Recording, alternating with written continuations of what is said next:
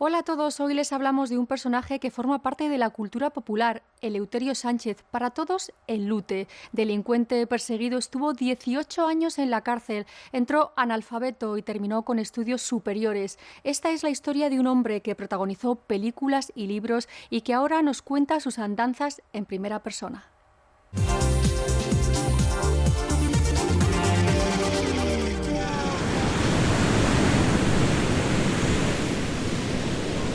El hambre es el primero de los conocimientos. Tener hambre es la primera cosa que se aprende y desde luego fue lo primero que yo aprendí en el mundo. Paria entre los parias. Eleuterio me llamaron cuando llegué a este mundo en una chabola mugrienta. Eleuterio Sánchez me llamo y mi madre me parió para vivir 100 años. Qué buena era mi madre. En fin, no sé si viviré tanto tiempo.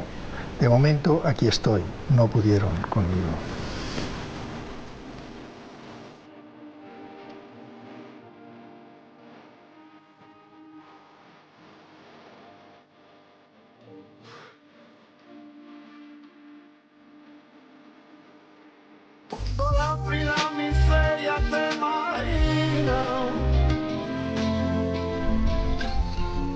Ha superado los 70. Eleuterio Sánchez vive días apacibles, de serena libertad, en Niebla, una pequeña localidad de Huelva. Disfruta de la naturaleza, su mejor refugio. Lee y escribe. Y recuerda, a veces a su pesar, los tiempos duros. Hace décadas, cuando la dictadura apretaba, este hombre fue señalado como el enemigo público número 1. Carne de cuneta y arrabal. Sobre él cayó el peso de una justicia desproporcionada. Hasta que un día, con todo en su contra, decidió retar al destino. Decidió eludir el casillero que la historia parecía haberle reservado. Ese día, Eleuterio derrotó a El Lute.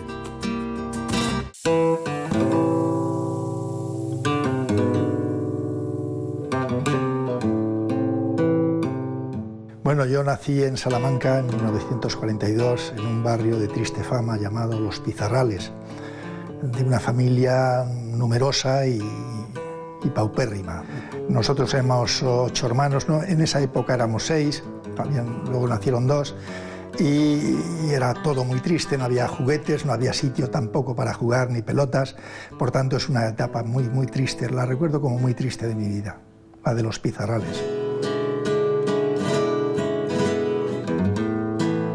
A mí me parecía maravilloso, parecía prodigioso que un niño payo pudiera ir a la escuela y pudiera aprender los rudimentos de la cultura y que yo, ¿por qué yo no podía ir? ¿Por qué yo no podía estar en esa escuela cuando en algunas ocasiones veía? Y eso no, un niño de la edad mía y con los conocimientos míos no lo podía entender y eso también fue una fuente de sufrimiento para mí.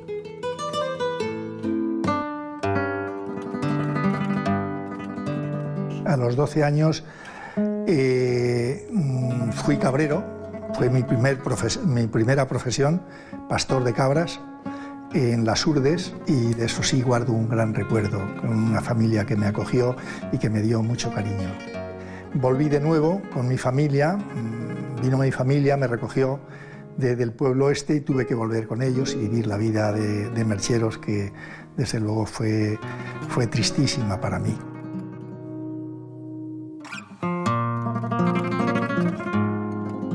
Durante siglos los mercheros han conformado el paisaje con sus carromatos de un lado para otro, pegados a los caminos. Nómadas que vivían fundamentalmente de la venta y reparación de utensilios de chapa u hojalata, quincalla. Así fue hasta mediados de los 60 del pasado siglo. No inscribían a sus hijos en el registro civil, vivían con sus propias normas y siempre bajo sospecha. Son individuos completamente normales del país que viven en el AMPA y que no saben hacer más que vivir de la delincuencia. ¿Tienen alguna semejanza en lo físico, en lo moral, con los gitanos? No, en absoluto. En lo físico nada. Y en lo moral los gitanos son muy buenas personas. ¿Qué costumbres tienen los kinkis? Los kinkis viven en el campo, en plan siempre de errante, tratando de quedarse con lo que no es suyo, cometiendo diferentes clases de delitos, el hurto, el timo, el robo.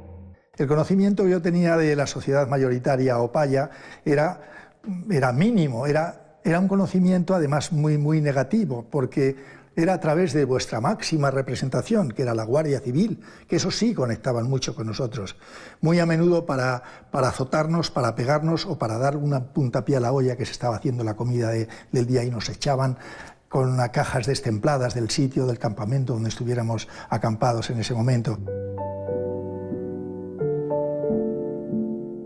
A los 18 años, Eleuterio conoce a Consuelo.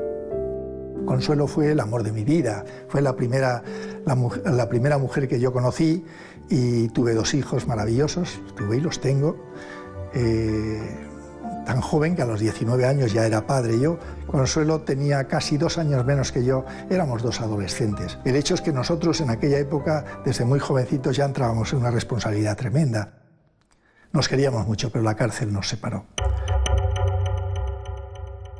Bueno, mi primer delito fue la sustracción, no cabe llamar robo, porque sustracción de unas gallinas en la provincia de Badajoz, en un invierno, con mucho frío, con mucha hambre, porque entonces no había subsidio de desempleo. Uno tenía un sueldo mientras había trabajo.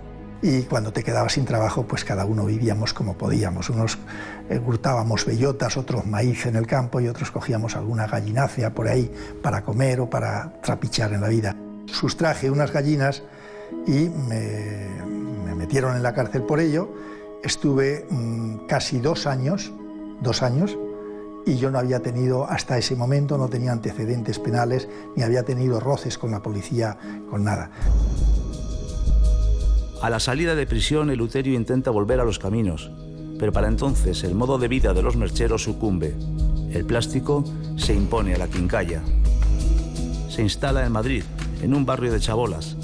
Se asocia con malas compañías, toma una senda que le llevará a cometer lo que considera como el gran error de su vida. Acababa de cumplir 23 años.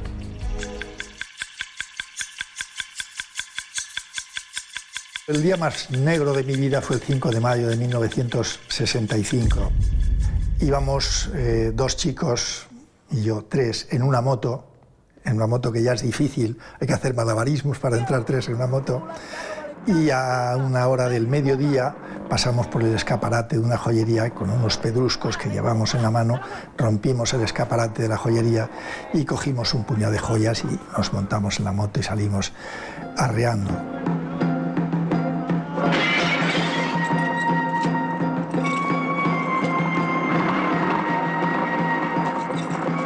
Pero hubo la gran dificultad, hubo la gran tragedia, tanto para el señor don Tomás Ortiz como para nosotros, que el guarda estaba dentro, pero no lo podíamos ver. El cierre estaba echado, era mediodía, se habían ido a comer y al oír el ruido de los cristales el guarda salió y en este momento uno de nosotros, se sabe quién fue, tenía una pistola, disparó a bocajarro y lo mató a don Tomás Ortiz. Y esa fue la gran tragedia de mi vida. A partir de ese momento, pues ya está el Lute y el Eleuterio y la leyenda negra y todo lo demás, ¿verdad?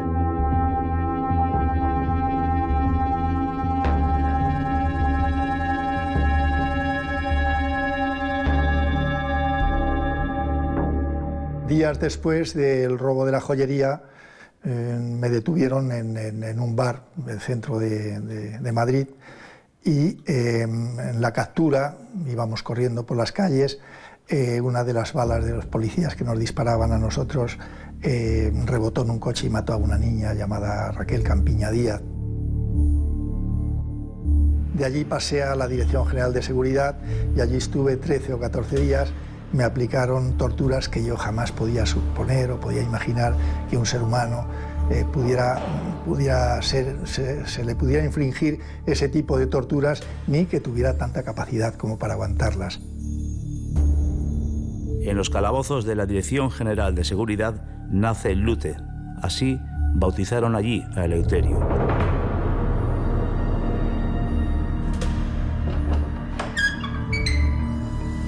Días después es juzgado ante un tribunal militar en Consejo de Guerra. Yo no tuve derecho a un abogado de carrera, fue un teniente el que me defendió, que el hombre se trababa la lengua y se levantaba y se cuadraba y saludaba al fiscal, que sí que era juez de carrera. Condenado a muerte, el dictador conmutó la pena por cadena perpetua. Hasta que le llegó la conmutación, Eleuterio pasó días angustiosos en una celda de Carabanchel, esperando que en cualquier momento le condujeran al garrote. Y precisamente cuando llegó el momento de la conmutación de la pena de muerte, es ese momento seguramente uno de los más dramáticos de mi vida, porque yo pensé que venían a matarme, que me sacaban de la celda para matarme. Y me aferré a los hierros de la cancela, digo, de aquí no me abrís, no, nadie puede abrir esta puerta. Hoy que soy jurista y que manejo el derecho, entiendo perfectamente que mi delito, a la luz del Código Penal, podría ser hoy de 5 años, no más de 5 años. 5 años con beneficios penitenciarios y tal, hubiera quedado reducido a 18, 22 o 24 meses. Que hubiese salido en libertad. Pero claro, al aplicarme la ley de bandidaje y terrorismo en procedimiento sumarísimo, los militares no tener un abogado y estar el caudillo, el Franco en el poder, pues todo se ultradimensionó y eso causó pues eso, una pena de muerte y una cadena perpetua, y ahora a portarse bien por los penales, como decían en la jerigonza penitenciaria. Su destino, el penal del Dueso, en Cantabria. Allí, armado de una férrea autodisciplina, Eleuterio comienza a formarse, aprende a leer y escribir y conoce a una persona fundamental en su vida. Simón Sánchez Montero era un preso, el único preso político que estaba en el penal del Dueso, del PC.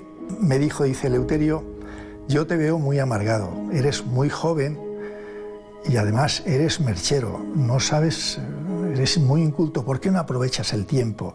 Y un día puede ser, Franco tiene que morir antes que tú, porque tú eres muy joven, y cuando muera Franco puedes estar en unas condiciones magníficas para defender a los tuyos y defenderte tú mismo y a los mercheros también. Estas palabras que, dichas en el momento preciso, para mí fueron palabras mágicas. Desde entonces pensé exclusivamente en eso. El tiempo de la cárcel es también tiempo de vida, pero si yo no aprovecho este tiempo es un tiempo muerto, y la vida hay que aprovecharla allá donde uno esté. Entonces me puse a estudiar y a leer como un loco desde entonces, y desde entonces me declaro estudiante a perpetuidad. Vamos, que no he parado.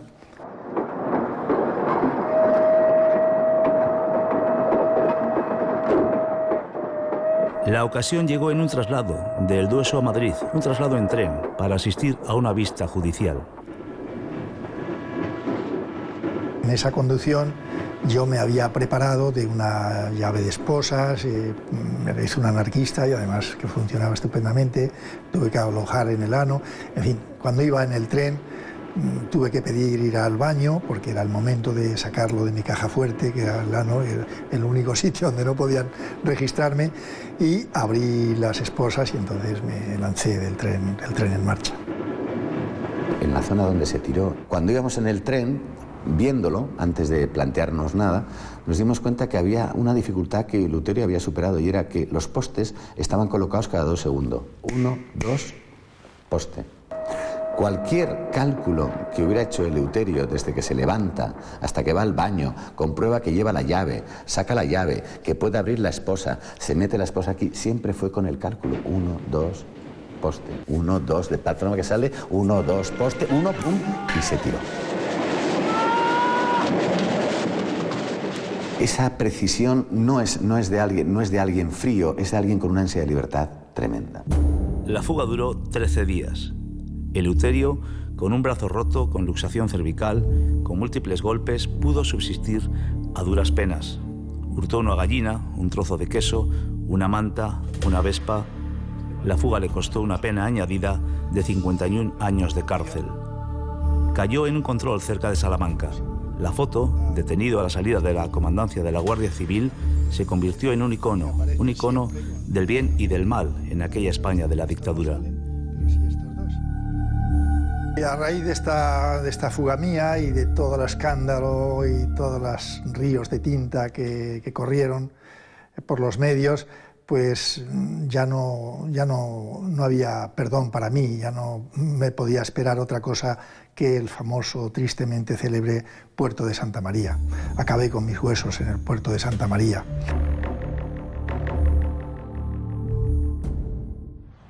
Eleuterio, un lugar de ingrato recuerdo, ¿eh? Sí, muy ingrato recuerdo. Sí, aquí estuve pues casi 5 años. Llegué en el 66, después de mi fuga del tren, y me trajeron aquí pues el penal de máxima seguridad y hasta de castigo también. Y estuve pues desde hasta amanecido la madrugada del 71, amanecíamos, era Nochevieja, amanecía en 1971. Esto es lo que queda del viejo penal del tristemente célebre puerto de Santa María.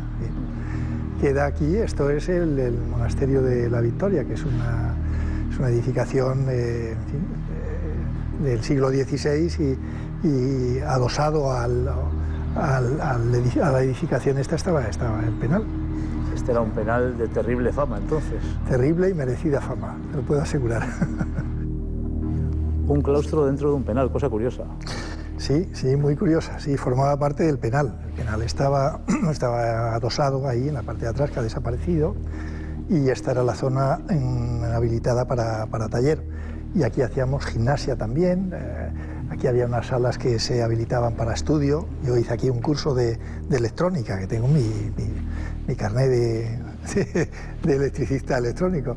¿Seguiste estudiando a pesar que era difícil estudiar aquí entonces? Éramos como 2000 presos en esa época de los años 66, por ahí, y no había nadie estudiando. Entonces yo, claro, con una condena tan larga como la mía, digo, bueno, yo tengo que distraerme, tengo que redimir el tiempo de alguna manera, si no me muero. Entonces a mí se me despertó un apetito voraz por superarme, por estudiar, por leer, por todo. Entonces digo, pues yo lo que tengo que hacer es hacer unos estudios oficiales, ¿no? Que es el bachillerato y luego pues terminado, hacer una carrera. Y era yo solo. Después de un tiempo, no me acuerdo, como un año quizá así, ya los demás presos, algunos de los presos, se animaron un poquito y formamos un grupo de 12 o 14 presos. Tú dices que la prisión te marca para siempre.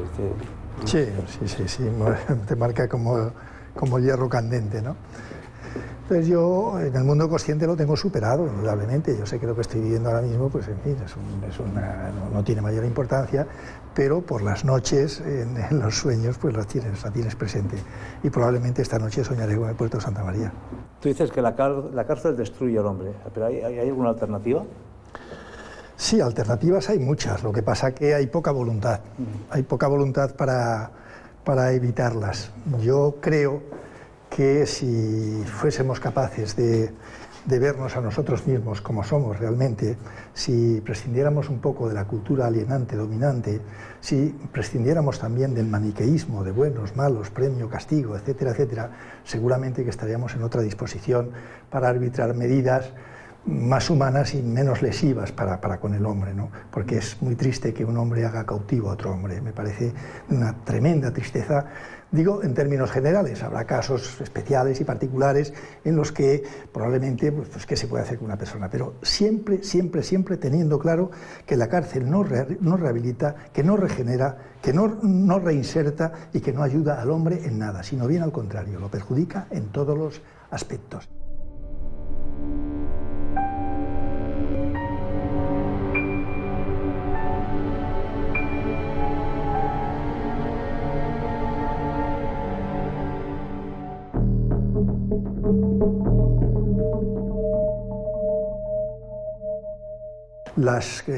Las tres ideas, como tres rosarios que siempre me acompañaron a mí, fueron esas: estudio, gimnasia y fuga, pero la fuga es siempre en secreto, era mi caja fuerte, eso no podía salir de mi cerebro, ¿no? Se confiaron, porque como yo era estudiante y sacaba buenas notas, pensaron que yo había rehecho mi vida mediante el estudio y que ya no ofrecía ninguna peligrosidad, y yo aproveché que ellos bajaron la guardia para fugarme. Y fui el único, efectivamente, que se fugó del penal. Fue en la Nochevieja del año 70, es decir, amanecíamos al año 71. aprovechando que yo podía trasladarme de la zona celular donde estaba a una nave que estaban mis compañeros, y a esa parte sí ofrecía las condiciones para fugarse, hicimos un boquete en la pared, accedimos a un tejado, del tejado pues anduvimos, nos pusimos en una zona del recinto, tirado la cuerda con unos ganchos que yo había fabricado ya, y por la cuerda pasé a tiros, porque la Guardia Civil me vio, y a tiros pude salir a la otra parte. No llegaron a herirme, me pasaban las balas cerca, las oía silbar, pero no llegaron a herirme. Se llamó luego la Avenida del Lute. La Avenida del Lute, efectivamente, le pusieron los presos.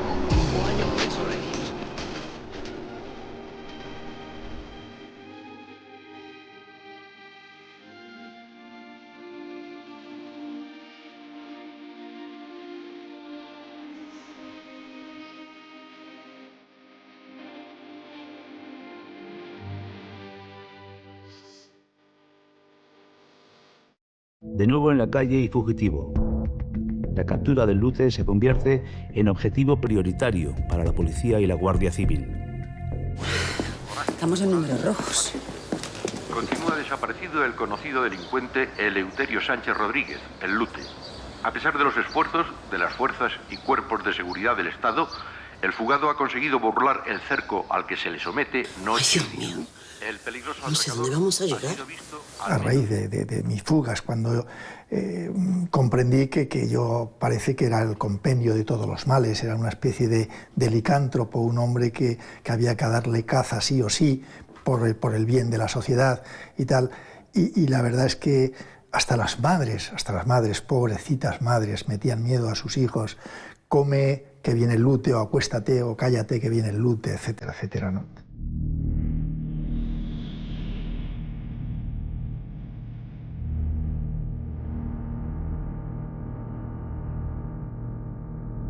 La escapada dura 2 años y medio.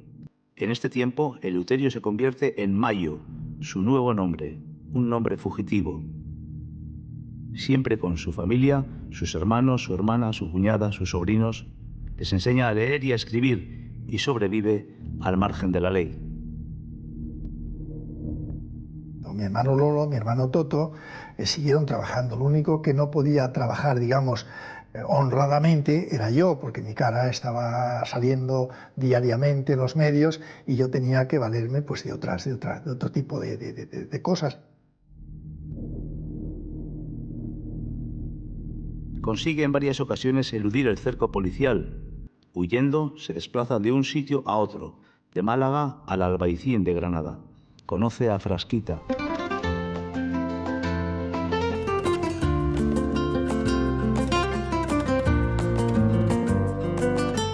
Durante el tiempo que estuvimos viviendo en Granada, que fue como un año así, yo conocí a una familia gitana y conecté con una chiquilla, tenía 16 años, Frasquita. Nos enamoramos, nos gustamos, nos enamoramos. Finalmente yo le pedí la mano al padre y bueno, se organizó la boda, una boda gitana por todo lo alto. Finalmente en Granada nos localizó la Guardia Civil una vez más y tuvimos que salir huyendo. Yo quería dejar a Frasquita allí con su familia en Granada y ella dijo que no, que ella era mi mujer y que donde vaya su marido iba ella.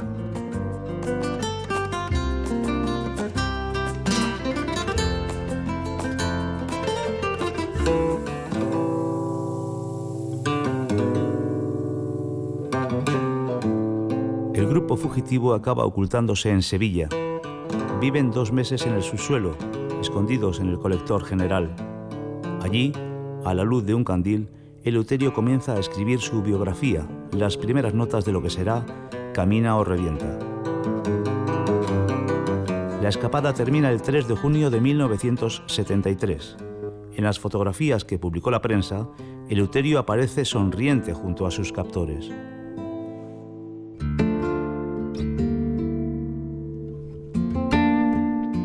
Yo sé que eso de esa sonrisa mía se interpretó y se publicó como diciendo que yo ya estaba cansado de huir de una parte para otra. No es cierto. Yo prefería morir en libertad. Siempre lo dije, muerto o libre. Yo no entendía ni entiendo la vida de otra manera. En la operación también fueron detenidos sus hermanos Lolo y Toto. Imputar a mis hermanos en los delitos míos, que es que los imputaron en todos los delitos míos, siendo personas trabajadoras, siendo personas honradas, que únicamente lo que habían hecho era proteger a su hermano, darle cobijo y protección, y eso, aun con el Código Penal de Franco, eso no era delito. Y estuvieron en la cárcel de Sevilla, en calidad de presos preventivos, 5 años a la espera de un juicio, 5 años, a la espera de un juicio que luego resultó absolutorio, claro. Nadie le pidió perdón, nadie les indemnizó. Raimundo, el Toto, el pequeño, soportó mal la prisión. Se enganchó en la heroína y cuando salió en libertad no consiguió recuperar el rumbo. Murió en la Navidad de 1985. Pues la heroína fue la que lo mató, a consecuencia de la heroína, quiero decir. Entró en una tienducha de mala muerte para coger unas prendas y venderlas al día siguiente y poderse inyectar la dosis maldita, y allí lo acorralaron un padre y un hijo y allí lo mataron, lo asesinaron con una escopeta, lo metieron en un coche y lo tiraron en un pozo 3 o 4 kilómetros más allá, un pozo profundo, y allí estuvo 2 meses hasta que, investigando, nosotros lo pudimos localizar. Sin mi hermano Lolo yo no sería nada, sería, pues, si es que soy algo, lo poco que sea, indudablemente se lo debo a él. Porque estando en la cárcel en el puerto de Santa María, mi hermano Lolo sabía que yo era bueno para estudiar, que era un buen estudiante y que me gustaba estudiar, porque ya lo hice en el Dueso. Y entonces me dijo, dice, mira, tú no hagas cestos, no trabajes nada, tú dedícate a estudiar exclusivamente, que yo estaré aquí contigo. No te preocupes, que no te va a faltar alimento, ni tus giros, el dinero, etcétera, etcétera. Y las matrículas y los libros y todo. Y entonces me dediqué a estudiar en el puerto de Santa María. Y yo todo lo que soy, mis libros, mi persona, todo. Lo más probable es que sin él yo ni siquiera estuviera vivo en este momento, ¿no? Todo se lo debo a mi hermano Lolo. Manuel, el Lolo, murió en 2010 a causa de un cáncer. Tras la captura en Sevilla, Eleuterio es trasladado al penal de Cartagena, después a la prisión de Córdoba. Españoles, Franco ha muerto. Yo estaba desvelado en la cama cuando oí de una garita, de un guardia civil a otro, una garita a otra, se estaban comunicando por el transistor. Dice, oye, Antonio, Manuel, ¿sabes que ha muerto Franco? No me digas, sí, ha muerto Franco. Y yo pegué un grito, se despertó todo el mundo. ¿Qué pasa? ¡Ha muerto Franco! Y todos los presos pegamos unos gritos tremendos de alegría, ¿no? De júbilo. Hombre, yo estaba plenamente convencido que la muerte de Franco significaba mi liberación. No porque mi delito fuera de intencionalidad política, que no lo era, pero sí por la ley que fui condenado, por la ley de bandidaje y terrorismo en procedimiento sumarísimo por los militares. Esa ley se la aplicaban también a ETA, a los Grapo, a FRA, a todo, y a otros compañeros que hacían atracos o que hacían cierto tipo de robos. Todos ellos salieron en libertad, todos. Cuando murió Franco y se dieron los decretos de amnistía de 1977, pero el Lute no, al Lute se le dejó en el penal.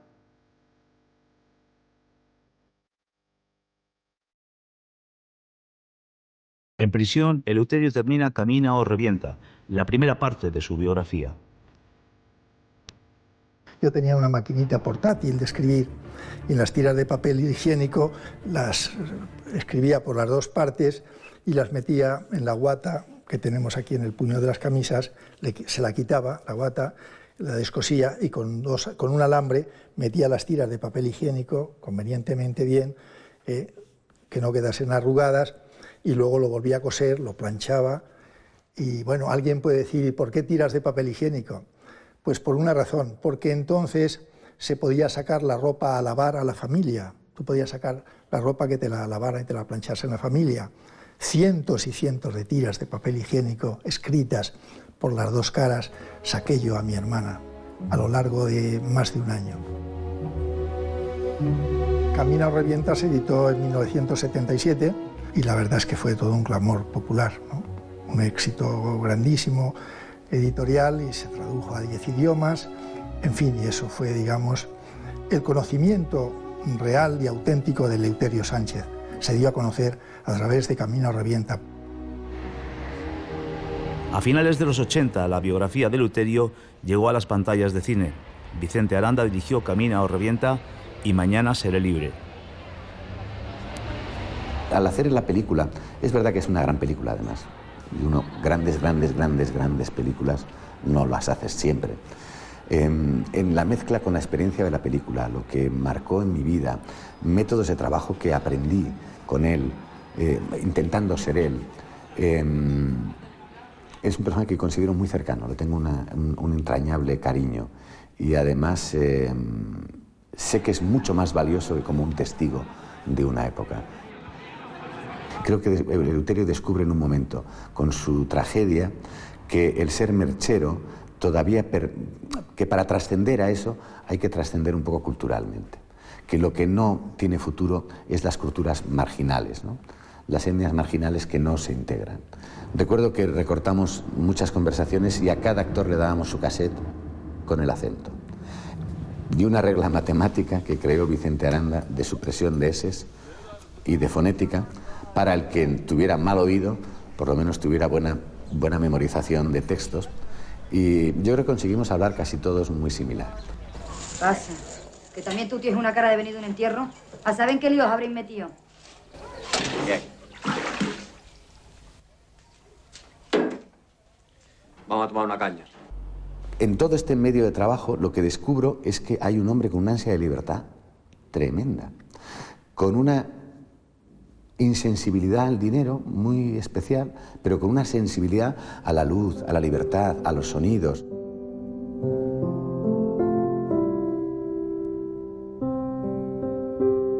Señor Sánchez Rodríguez, realmente usted está ya aquí en Alcalá de Henares. ¿Qué es lo que le ha pasado nada más llegar? Pues es una situación que desborda mi afectividad. Pensar que un momento antes venía en una conducción súper escoltado, con 3 coches, 2 coches de escolta y el furgón en medio, esposado por supuesto, y entonces llegar aquí a una sección abierta donde la puerta está permanentemente abierta, pues desde luego es algo que todavía no consigo encajar, no me he hecho la idea. Yo creo que era lógico el darle esta prueba de confianza por parte del director general, que entiende que empiezan a cambiar las cosas en instituciones penitenciarias tal y como quiere el ministro y el gobierno. Para mí fue un ejemplo. Es decir, yo le tomé primero como una persona que había sido condenado por una legislación anacrónica. Él y sus otros 2 compañeros, que no tenía por qué haber sido condenado a tantos años de cárcel, recuérdese que fue indultado de pena de muerte, y salió bien, porque no hubo, en lo que respecta a Eleuterio, la más mínima duda de que fue un acierto confiar en él. ¿Realmente no le da la tentación de que la puerta está abierta, de marcharse y no volver? No. Ni se me pasa por la imaginación. ¿Para qué? Comprendí enseguida la trampa que me tendieron, que es que la derecha no me había aplicado, la derechona no me había aplicado la amnistía, pero me llevó a una cárcel de régimen abierto para que yo me fugase de la cárcel de régimen abierto y seguirme utilizando otra vez como lute. Y cuando comprendí esto, que lo comprendí enseguida, dije no, vais a tener que inventaros otro lute. Ya no voy a ser más. A mí no me vais a utilizar más como chivo expiatorio. Yo voy a cumplir aquí como los buenos. Unos meses después de acceder al régimen abierto, Eleuterio vuelve a comparecer ante un tribunal, esta vez en la Audiencia Nacional. Se le imputan 129 delitos. La Audiencia Nacional se encargaba de ver todas mis fechorías, mis delitos de subsistencia, de tiquismiquis, de todo el tiempo que yo estuve fugado. Había una serie de delitos enormes, muy grandes, unos que yo había ciertamente cometido y otros que no, simplemente me los atribuyeron, a mí me daba igual, porque yo tenía la condena más larga de todas las condenas posibles, que era la cadena perpetua, 30 años, por tanto, todo lo que me pudieran poner de más es que me la refanfinflaba, porque ¿qué más da?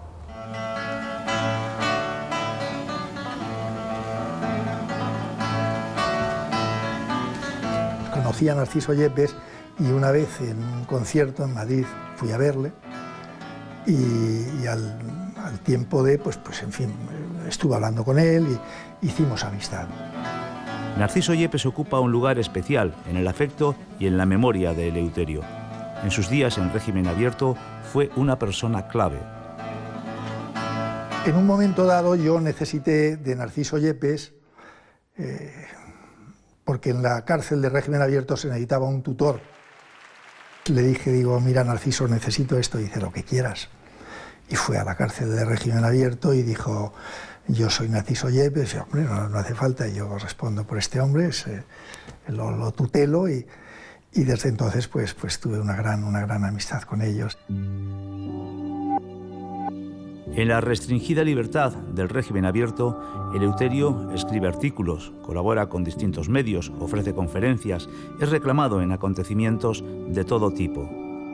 Es una persona popular, un famoso.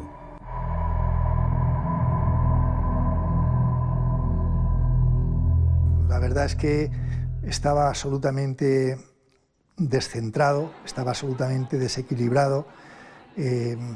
Tantos elogios, tanta solicitud por parte de los mass media, de la televisión, y viendo que se interesaban todos se interesaban por el personaje, por Lute, por Eleuterio nadie o casi nadie, por la persona nadie. Solamente querían que hablara el Lute, que hablase como el Lute. Y eso fue seguramente algún chasco que se llevaron los medios de comunicación conmigo, cuando veían que tanto hablando como escribiendo estoy matando al Lute cada día. Eso debió ser algún chasco que se llevó. Y a la larga convengo en calificar que no debió caer muy mal esa idea mía en los demás, porque no era un hombre que se pavoneaba con la... Ahí está, con motivo de los 500.000 ejemplares vendidos, fue el número 1 en Europa. Y luego al día siguiente fueron a mi palacete, a la cárcel, Bonien, todo el grupo, nos sentamos en mi cama, la cama con el peso se rompió, se cayó para abajo, pero lo pasamos muy bien, me devolvieron el homenaje en mi palacete. Cobré 4 millones, me hicieron menos la retención, que entonces era poca cosa, como 3.750.000 o 800.000 pesetas, sí. Ganadora absoluta de este Benidorm 80, Sirenita de Oro, canción Quisiera, letra Eleuterio Sánchez, música Jerónimo.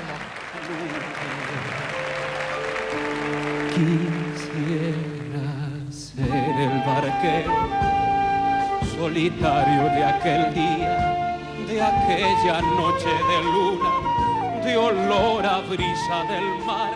Jerónimo era argentino, que pegaba fuerte aquí en esa época, luego desapareció este hombre. Hicimos amistad los dos y nos intercambiamos poemas y todas estas cosas, y dice, oye, yo a esto si quieres le pongo música a este poema tuyo. Pues mira, adelante. Lo hizo, lo puso. Finalmente, pues la casa discográfica de él lo presentaron en Benidorm y estaba, es una canción muy bonita, la verdad, muy bonita, y ganamos.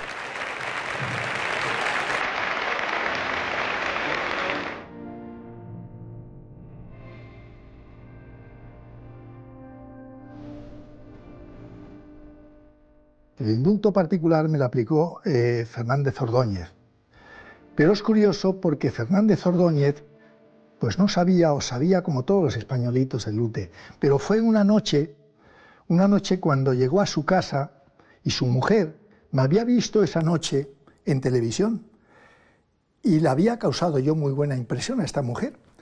Y entonces le dijo a su marido, dice, pero bueno, ¿pero por qué no soltáis a por qué no ponéis a ese hombre en libertad? Al Lute, ¿por qué no lo ponéis en libertad? Con lo buena persona que es. Habéis puesto a Etas, a Grapos, a Fra y a todos los asesinos. Y ese hombre que no ha hecho nada, que no ha hecho ningún delito de sangre, que solamente ha querido ser libre y comer, y lo tenéis preso.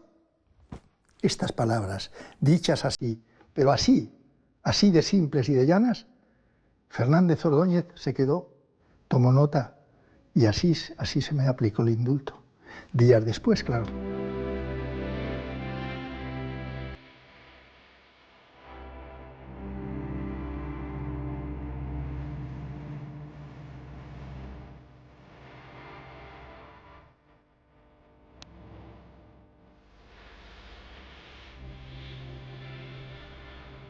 Siempre había pensado que el día que fuese libre o que me llegara la libertad, pues que no iba a hacer nada a derechas, que estaría como loco, pegando saltos, gritando, no sé.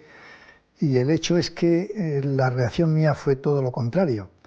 Tenía una maletita, un bulto a un lado y un periódico en el otro, y salí, y lo primero que hice fue, me encontré en un parque y me senté en un banco y empecé a pensar en todo lo que había sido mi vida a lo largo de estos 18 años, y que me habían liberado por un indulto, por un perdón, y no por la amnistía que yo necesitaba, una reparación de salir en libertad por aplicación de amnistía, que es una reparación y no es un perdón. Y eso me provocó una tristeza tremenda y empecé a llorar sin darme cuenta. Porque dije para mis adentros, ¿no? Pensaba, qué triste, ¿no? Que después de 18 años me pongan en libertad por un indulto, por un perdón. Si yo no necesito perdón, yo lo que necesito es justicia, no perdón.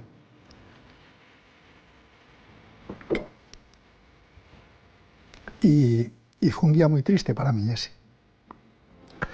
porque no tenía conciencia de haber hecho tanto daño ni tanto mal como se me atribuía, y porque me habían utilizado hasta el último momento como chivo expiatorio, y porque no se había hecho la reparación que yo necesitaba, porque no se me había dado la libertad honorífica que yo necesitaba. Después de tantos años de sufrimiento, me parecía una triste ironía, una ironía más, que me perdonasen. ¿Perdonarme de qué? Son ellos los que me tienen que perdonar, me tienen que pedir perdón a mí por haberme tenido ahí. En aquellos años su compañera es Carmen Romero, madre de su hijo Eleuterio, que nace poco después de salir en libertad.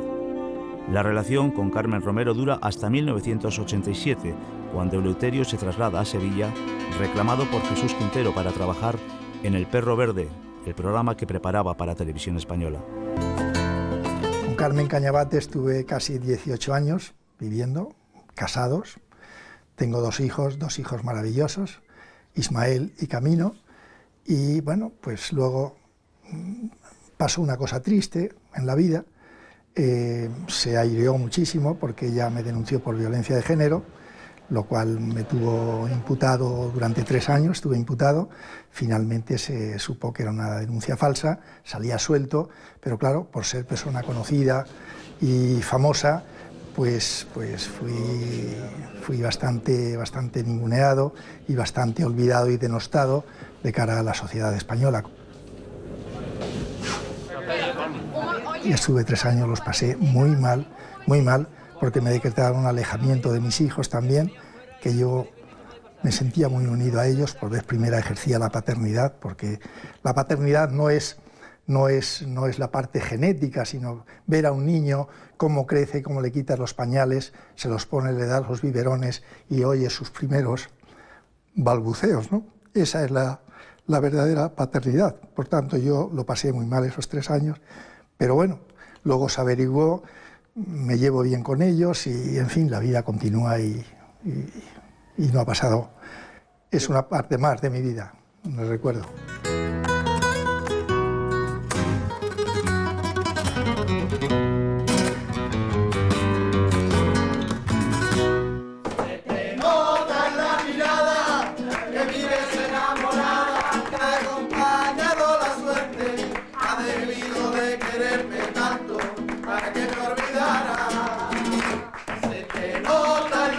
Quizá por los 18 años que he estado en solitario, yo en libertad no concibo la vida sin la parte femenina, ¿no?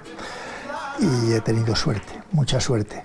Debido de quererte tanto para que me olvidara. Finalmente conocí a Teresa, que es mi actual mujer, mi actual esposa. Y la verdad es que es la persona que más se parece a mi alma gemela. Es una gran persona, es una gran mujer. Me siento muy a gusto, muy tranquilo y mi vida está ahora mismo discurriendo por unos cauces de serenidad muy completa. Venga, la amistad.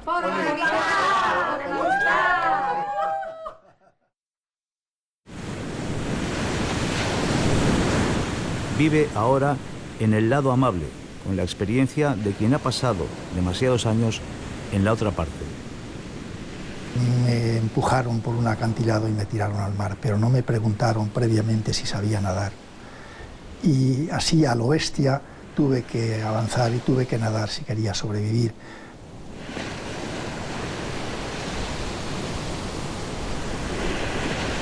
El hombre es hombre en tanto en cuanto es libre. Cuando no es libre, no es hombre, es un ser eunuco, es una persona castrada, es un supersiervo. La libertad es todo, sin libertad no es nada. Libre, porque entre rejas siempre fuiste un alma libre, porque la herencia que en aquel tiempo nos diste fue ese deseo tan puro de libertad. Libre por el coraje para romper las cadenas. La tragedia hace que amemos la vida porque una vida tranquila es una vida tediosa. Esta frase de Albert Camus, que usó el Lute, resume muy bien la vida de Eleuterio Sánchez. Así nos marchamos. Recuerden que si no han visto Crónicas pueden hacerlo en las reemisiones de la 1, el Canal Internacional y el 24 Horas.